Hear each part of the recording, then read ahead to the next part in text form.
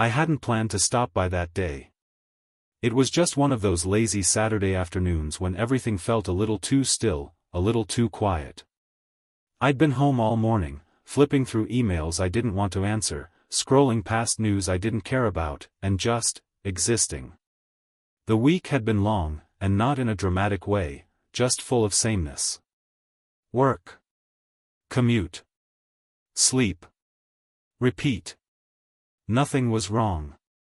But nothing felt particularly right, either. Josh had mentioned earlier in the week that he had a drill I could borrow. I'd picked up this old bookcase from a thrift store downtown, more wobbly than I'd hoped, and figured it was as good a time as any to fix it up. I didn't bother texting. I never did with Josh. We'd been friends since middle school, and his house had always been this open-door kind of place. His parents were like extended family. I probably knew where every light switch and cereal box was better than in my own home growing up. When I pulled up, it felt like stepping back into a version of myself I'd half forgotten. Same white shutters, same little crack in the walkway where we used to try and balance coins as kids. The sun was hanging low, casting everything in that late afternoon golden wash. I jogged up the steps without thinking, gave the door a couple of casual knocks, and waited. And then the door opened. It wasn't Josh. It was her. Laura, Mrs. Carter, stood in the doorway, wrapped in a pale blue pajama set. Soft cotton, loose-fitting, casual in a way that felt unguarded. Her hair was a little tousled, falling around her shoulders, and she wasn't wearing any makeup. But she didn't need it. There was something, still about her. Not in a posed way. Just real. For a moment, I couldn't speak. It wasn't that she looked so different. It was that I had never really seen her. She blinked in surprise, and then she laughed, a quiet, breathy sound as she brought her hand up to her mouth. "Ethan," she said, "you scared me." Her voice was just as I remembered it, warm and lilting. Come in, come in. Josh isn't home, but you're welcome to wait for him." I nodded, too fast maybe, and stepped inside. The house smelled exactly the same. Vanilla candles, laundry detergent, and something faintly sweet, like fresh cookies had been baked recently or maybe just memory playing tricks on me. I kicked off my shoes without thinking and followed her into the kitchen. She moved like it was any normal day, putting the kettle on, rummaging for coffee mugs, while I tried not to stare. But it was hard not to notice the way the fabric of her pajama top brushed her collarbone when she reached up to the cupboard, or the way her bare feet padded softly against the tiled floor. "You want coffee?" she asked, already pouring. "Sure," I managed. My voice sounded thinner than usual.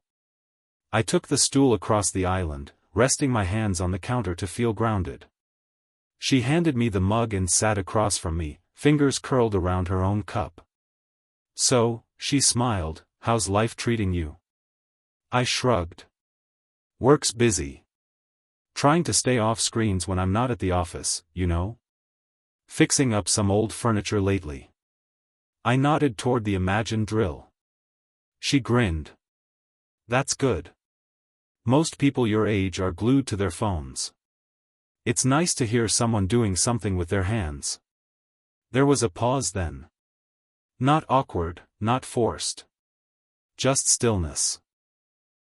She took a sip of her coffee, eyes drifting to the window for a second, and I found myself doing the same.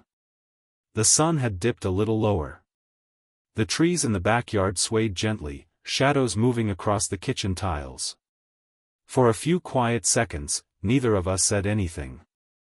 I don't know why that silence felt so full. She looked back at me and smiled again, softer this time. "You've grown into a good man, Ethan." I looked down at my mug, suddenly unsure what to do with her words. "Thanks," I said, not quite able to meet her eyes. She wasn't flirting. It wasn't like that. It was something else entirely, something in the way she saw me, not as Josh's friend or a neighborhood kid, but as someone sitting across from her, present. And maybe that's what threw me. Some people arrive in your memory dressed exactly how you left them, smiling at a kitchen counter, barefoot in pajamas, without realizing the moment they became unforgettable. The rain started just as she got up to check the windows. A soft, steady patter at first, like fingertips against glass. She moved with an easy rhythm, pushing one window closed, then the next. Her pajama top slipped slightly off one shoulder, and she pulled it back up with a quiet laugh. "I guess I wasn't expecting company today," she said, looking at me over her shoulder, her smile somewhere between amused and apologetic. I smiled back, but I didn't say anything. I just watched her, unsure of where to place the feeling growing inside me. It wasn't anything obvious, not a crush, not lust, it was subtler than that. A shift. A crack in the frame I had always placed her in. She returned to the table with her coffee, brushing a damp strand of hair behind her ear. The rain tapped gently at the windows now, a hush that made the room feel even more still. We kept talking, about my job, her garden, how the neighborhood had changed, but something beneath the surface had changed, too. The air between us felt heavier. Not uncomfortable, just full. She asked about the bookcase I was fixing. I told her about the uneven shelves and how I was learning as I went. She nodded like she understood, like the idea of building something flawed but functional meant more than it sounded. "Everything worth keeping has a few crooked corners," she said, almost absently, swirling her coffee. I nodded. "Yeah. I guess I'm trying to figure it out." Her eyes lingered on me a beat longer than they needed to. "Aren't we all?" I laughed softly, and she joined in. That sound, her laugh, was something I hadn't realized I remembered until it returned. It wasn't loud or showy. It was light, like it didn't need attention to be felt. We sat in a quiet lull after that. Not awkward. Just quiet. I sipped my coffee and looked around the kitchen, everything so familiar and distant all at once. The photos on the fridge were still there.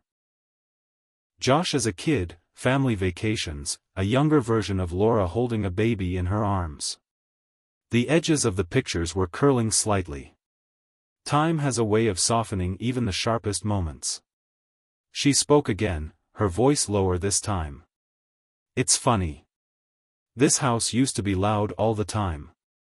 Josh running around, his friends crashing through the door, music, arguments, laughter. Now, it's mostly quiet. Sometimes I still expect the front door to swing open." I looked at her and saw it, something behind her words. Not regret, exactly, but a kind of missing that settled into the corners of her eyes. "I used to love that noise," she added. It meant the house was full. She didn't say what it felt like now. She didn't have to. I set my mug down and leaned back slightly, trying to find the right thing to say but coming up empty. There wasn't a right thing. Just this moment. Just her honesty, laid bare on a rainy afternoon. "I'm glad you stopped by," she said after a while. "Me too," I replied. The rain picked up a little outside. She glanced toward the sound and then turned her eyes back to mine. Her expression was hard to read, soft but guarded, like she was holding something back, or maybe holding something in. We didn't speak for a long time. Just sat there, each of us wrapped in the moment, unsure what it meant or where it would lead, if anywhere. And in that silence, I felt something settle inside me. Not love. Not even longing. Just the strange comfort of being seen by someone who wasn't trying to fix me or impress me. Just, see me. She stood to refill her cup and offered more for mine. I shook my head, smiling. Her fingers brushed the edge of my hand as she took the mug. It wasn't deliberate. It wasn't nothing. When she sat back down, we didn't pick the conversation back up right away. We just let the rain speak for us for a while. "You always were a quiet one," she said eventually, her voice soft and almost teasing. "Josh used to say you were the thinker of the group." I smiled. Maybe I just never had much to say. She tilted her head, thoughtful. Or maybe you were just paying attention. The way she said it stayed with me, echoing in the quiet space we had made together. Not every connection announces itself with fireworks. Some arrive like the rain, soft, steady, and impossible to ignore once they've begun. The minutes passed slowly, but not in a way that made me want to leave. It was the kind of slow you didn't notice until you glanced at the clock and realized an hour had slipped by without effort. Outside, the rain had deepened into a quiet rhythm, steady and soft, like it was wrapping the house in a kind of hush. We sat there, still across from each other, and the conversation had thinned, not because we'd run out of things to say, but because it felt like the silences were saying enough. She shifted in her seat and leaned on the table, resting her chin against the back of her hand. Her elbow made a soft sound against the wood, and her eyes, tired but gentle, never left mine. "It feels like just yesterday," she said, "you and Josh were running through here, tracking mud all over the floors, laughing like the world couldn't touch you." I chuckled under my breath. "Sorry about that." She smiled. "Don't be. I miss it." Something in the way she said it landed heavier than I expected.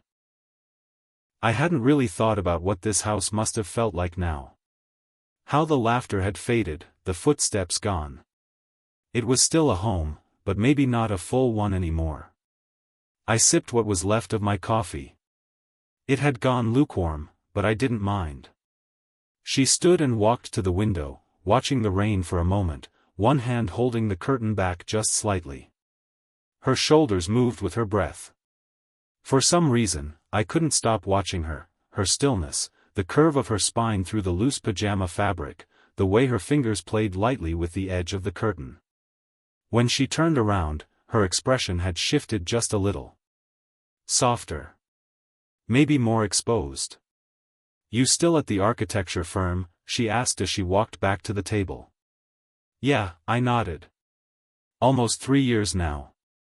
She raised her eyebrows. "Wow. That went fast." I laughed once, more air than sound. "It's fine. Pays the bills. But I don't know. Sometimes it feels like I'm just moving through the days. Like I'm watching myself live instead of really being in it." She nodded slowly, her gaze dropping to her cup, fingers tracing the rim without thought. "That's adulthood, I guess. Not exactly what we imagined." "I thought it'd feel bigger," I said. "More certain." She looked up at me then, and her eyes met mine in a way that froze the space between us. Not just polite eye contact. Something deeper. Something that didn't need to be named. "I know that feeling," she said softly. We sat like that for a moment, both holding whatever it was between us, not quite ready to say it out loud. She glanced toward the window again, fingers now circling slowly along the mug. "Sometimes," she said, "I wonder how it happens. You make all these plans, dream all these big things. And then one day, you look around and realize you've built something smaller. Not bad. Just, quieter than you thought it would be." I didn't speak right away. There wasn't anything to fix. She wasn't asking for advice. She was just opening a door. And for a second, I saw her differently again, not as Josh's mom, not as someone older or off limits, but as a woman. Someone who had loved, and hoped, and lost little things along the way. Someone who maybe wasn't seen as often as she deserved to be. She looked back at me, like she could feel the way I was seeing her now. "I'm sorry," she said quickly, waving a hand as if to clear the air. "You didn't come here to listen to me ramble." "No," I said. "I don't mind." Another silence wrapped around us. The rain outside had softened again, almost a whisper. We both took a sip from our mugs at the same time, like we were trying to ground ourselves in something simple. "You're a good man, Ethan," she said, barely above a whisper. "I hope you never lose that." I didn't know what to say. The words hit somewhere deeper than they should have. Maybe it was the way she said it, or maybe just the way the moment held still around us after she did. The world outside kept turning. But in that small kitchen, everything felt suspended, like we were sitting in the middle of something we hadn't expected, something we didn't quite understand, but neither of us wanted to pull away from just yet. Sometimes, it's not the big moments that change you. It's the quiet ones, when someone looks at you and sees all the things you've been too tired to name. I don't remember which of us moved first. It wasn't a decision, not really. It was more like gravity. A quiet shift, barely noticeable, until suddenly you're not sitting across from each other anymore, you're just close. Close enough to feel the warmth between you. Close enough to lose the space that kept things safe. She had leaned forward just slightly, her elbow on the table, cheek resting against her palm. Her eyes had softened, the way they sometimes do when someone's already halfway lost in thought. Or memory. Or something more dangerous. I was still holding my coffee cup, though I wasn't drinking it anymore. My hands were still wrapped around the ceramic, as if letting go might change something. Outside, thunder rolled faintly in the distance, low and distant. She jumped a little, not much, just a slight flinch, and her hand brushed the edge of mine on the table. It wasn't deliberate. It wasn't careful. But it was enough. I looked down at our hands. Her fingers barely grazed mine before she pulled them back, murmuring an embarrassed little laugh. "Sorry," she said, though she didn't look sorry. She looked uncertain. So did I. There was a pause then. A real one. The kind where everything goes quiet, even inside your head. Just the sound of the fridge humming and the rain ticking against the window. I couldn't look at her. Not at first. I was afraid that if I did, I wouldn't be able to pretend anymore, that it was just a friendly visit, just a cup of coffee in a familiar house. But when I finally did look, she was already watching me. Her face wasn't guarded. It wasn't even brave. It was just open. Like something in her had already stepped over a line, even if her body hadn't moved an inch. I stood slowly, more out of instinct than choice. She stood too. We weren't touching. Not yet. But we were standing so close that I could feel the small shifts in her breathing. "I don't know if we should," she whispered, but her voice didn't sound convinced. It sounded scared. Honest. Real. "I know," I said. There was no plan. No rush. Just a long, suspended breath before I leaned in. And then our lips met. It wasn't passionate. Not in the way movies show. There were no hands pulling at clothes, no urgent music swelling. It was slow. Gentle. Like we were both afraid that if we pushed too hard, whatever we were standing on might crack beneath us. She kissed me back. Her hand slid up to the back of my neck, resting there softly, and I felt her draw closer, just enough to blur the inches between us. My arms found her waist. And in that small, quiet kitchen, nothing else existed. Not the past. Not the future. Just the way she breathed against me and the ache of being seen. When we pulled apart, neither of us spoke. Our faces still close. Her forehead rested lightly against my chest, and I held her, not wanting more, not needing it. Just that. Just her. She didn't cry. Not really.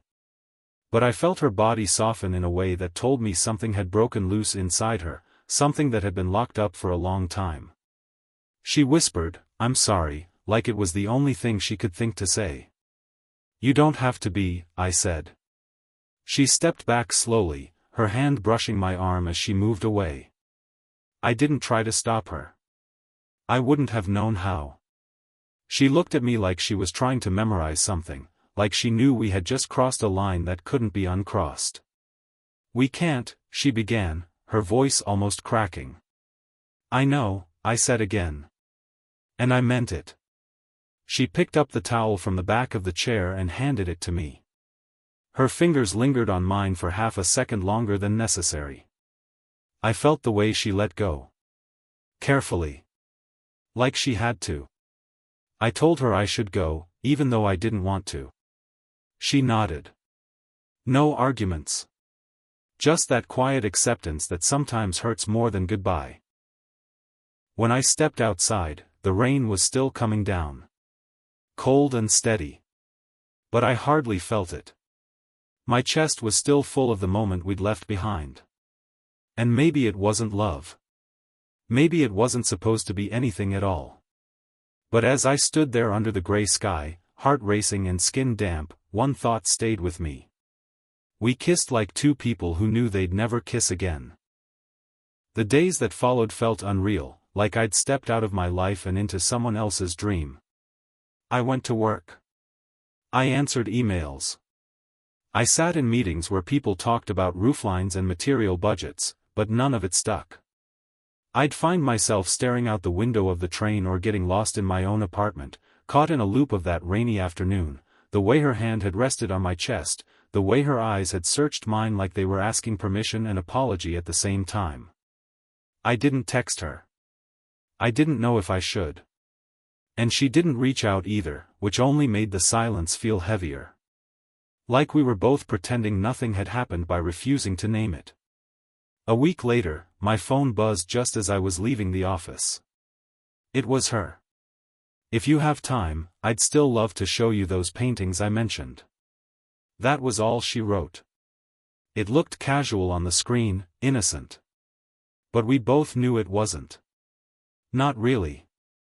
I didn't answer right away. I stood there on the sidewalk, thumb hovering over the screen, heart thudding like I was 17 again and not a grown man who should know better. Eventually, I just typed, "I'd love to." And hit send. She invited me over for that evening. Said Josh would be out late with friends and her husband was on night shifts for the week. She didn't elaborate. She didn't have to. I knew what wasn't being said. When I pulled up in front of the house again, everything looked the same, but it didn't feel the same. Not to me. The porch light was on. Her shadow moved just barely behind the curtain as I stepped out of the car. She answered the door in jeans and a soft beige sweater. Her hair was pulled back loosely. No pajamas. No lingering accident of intimacy. She looked calm, controlled, like she'd rehearsed how this would go and was trying to keep it all in the safe zone. "Hey," she said, her voice low, even. "Hey," I replied, trying to keep mine steady too.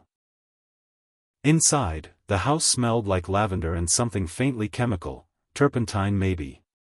She led me up the stairs to a room I'd never been in before. It was quiet, the carpet a little worn from years of footsteps, though none of them mine. When she opened the door, the smell hit me stronger.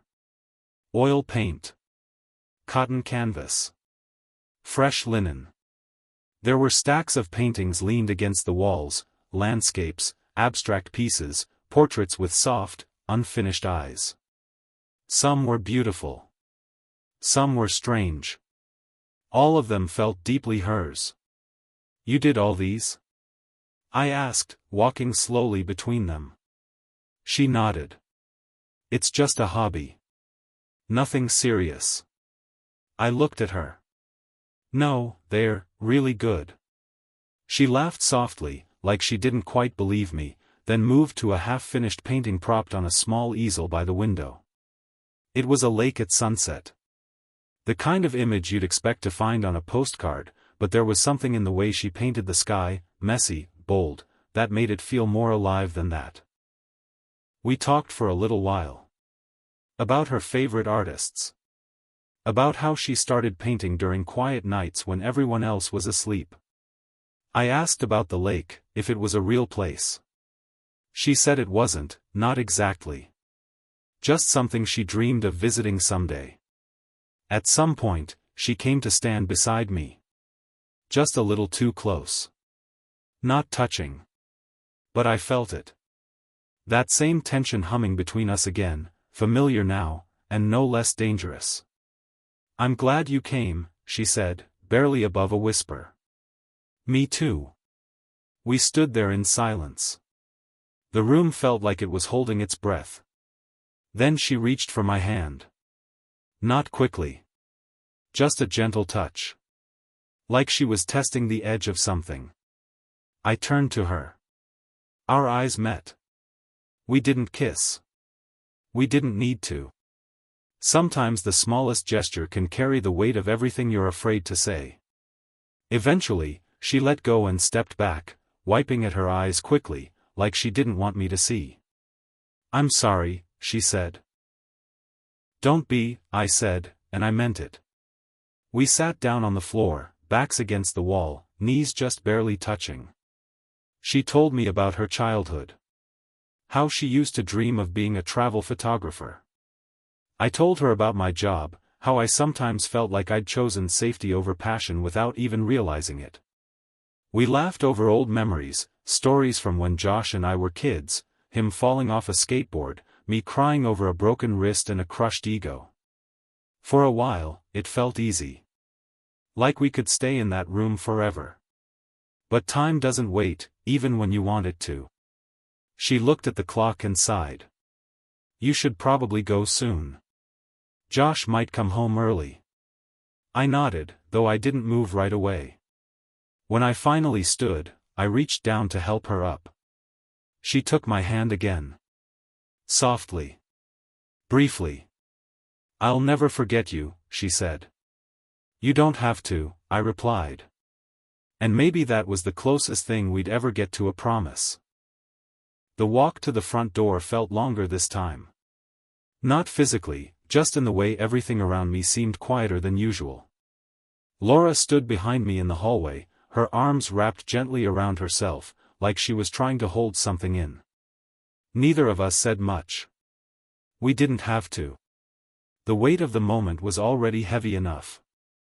I turned to face her one last time before leaving.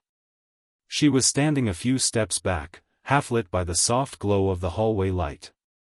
Her eyes found mine, and for a second, I thought she might say something.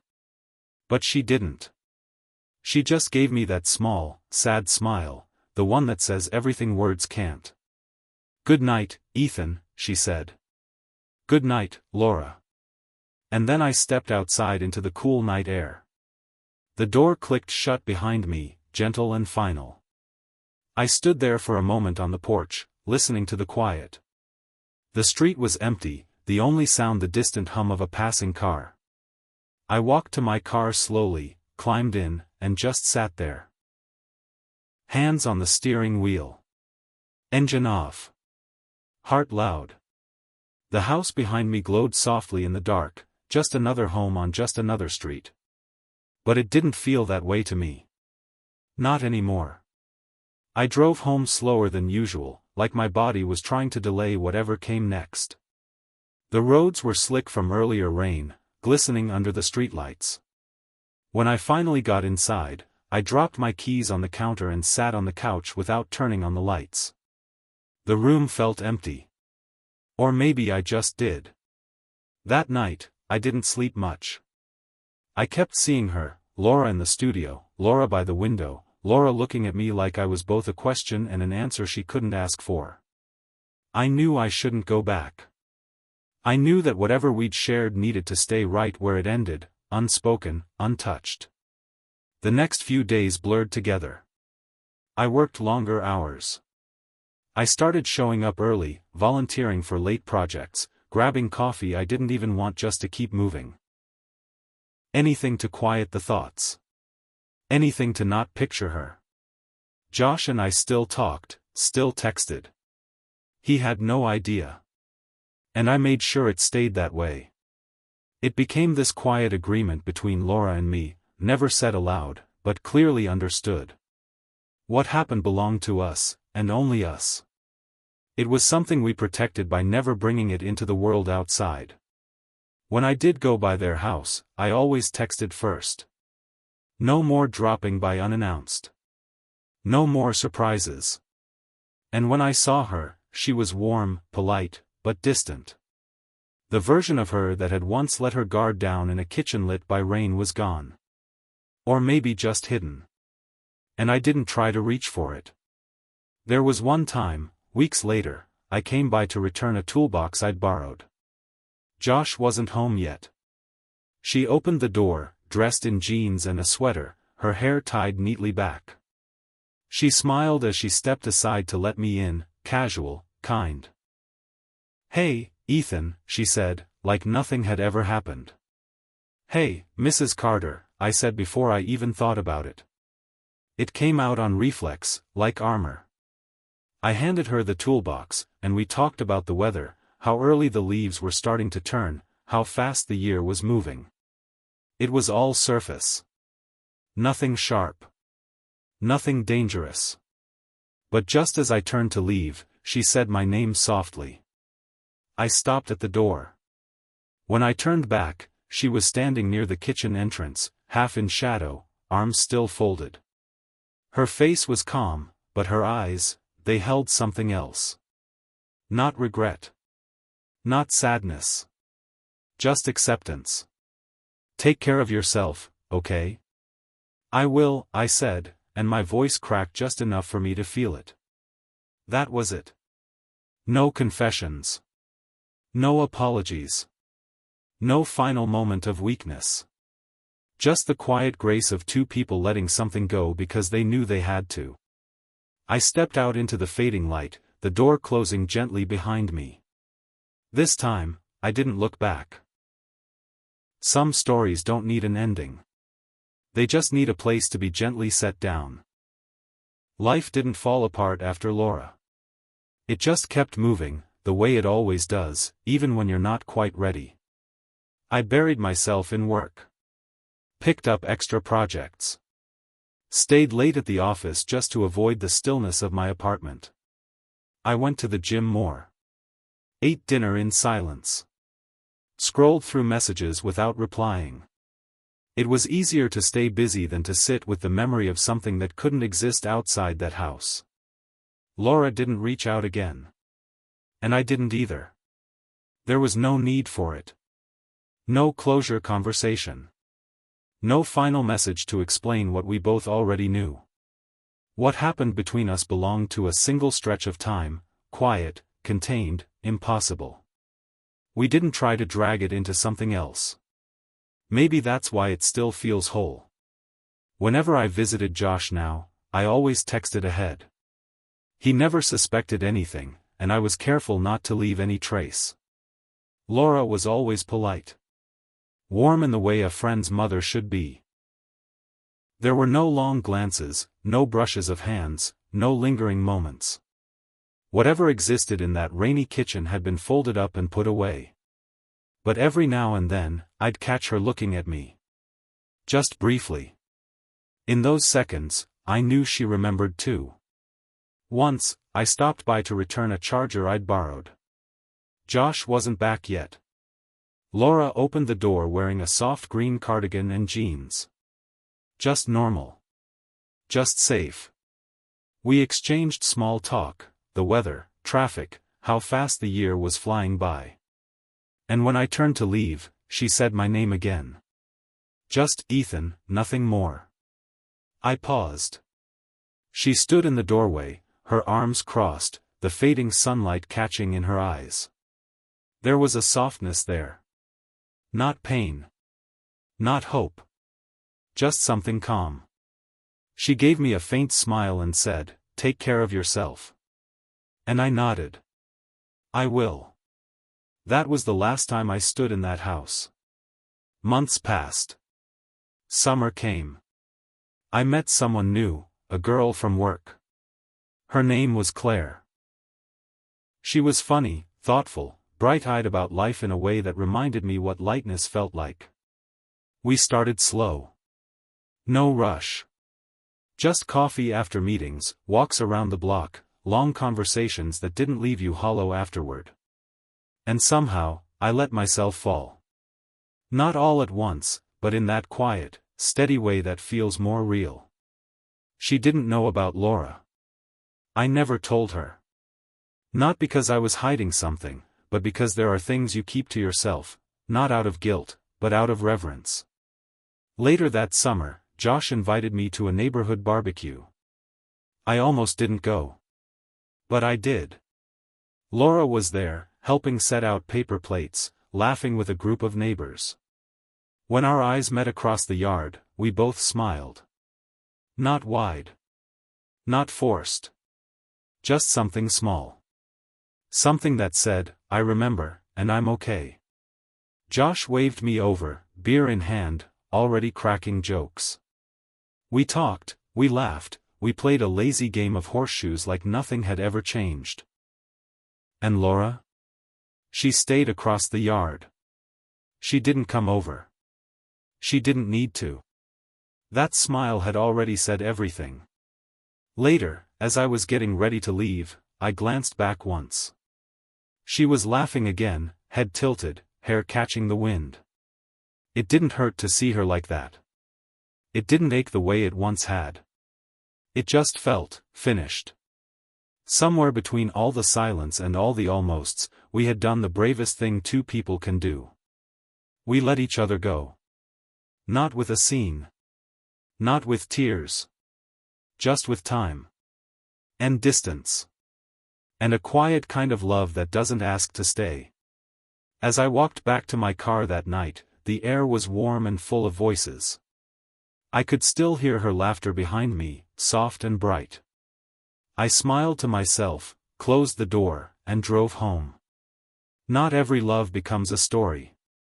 Some just become a memory you carry gently, like a pressed flower between the pages of who you used to be.